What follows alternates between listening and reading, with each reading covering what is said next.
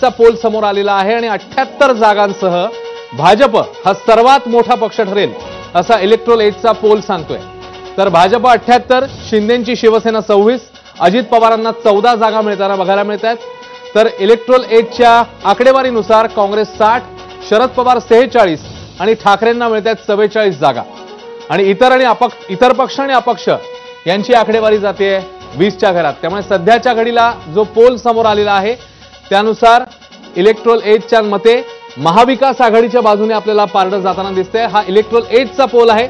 इतर पक्ष आणि अपक्षांना मिळून 20च्या घरात जागा जाताना बघायला मिळतात। आपण राजकीय पक्षांच्या प्रतिक्रिया अर्थातच घेऊया, कारण आता आकडे समोर यायला लागलेत। केशवजी, तुम्ही कॉन्फिडंट होतात, पण इकडे चित्र आपल्याला वेगळं दिसतंय। केशवजी, चित्र काही येऊ, चित्र येण्याचा मुद्दा नाहीये।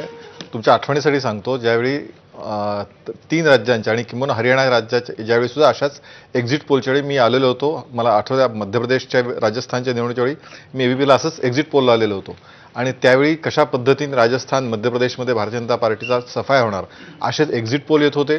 त्यावेळेचे प्रवक्ते अशाच पद्धतीने मांडणी सगळी सुरू होती आणि प्रत्यक्षामध्ये किंवा हरियाणात तर आपण सगळ्यांनी बघितलं, मतदान सुरू असताना सकाळी 9 वाजेपर्यंत 9-10 वाजेपर्यंत काँग्रेस जिंकते अशा प्रकारचे सगळं म्हणत होते आणि त्याच्यानंतर चित्र बदललं।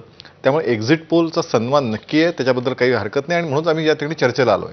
पण तरीसुद्धा हे यापेक्षा वेगळं चित्र आता महाराष्ट्रामध्ये आहे।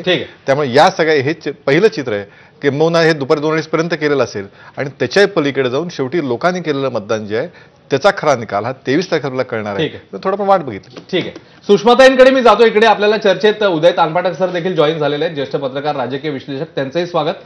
सुषमाताईंकडे जाऊया। सुषमाताई, हा पहिला एक्झिट पोल तुमच्या बाजूने दिसतोय आपल्याला, 150 जागा दाखवत आहेत महाविकास आघाडीला। सुषमाताई,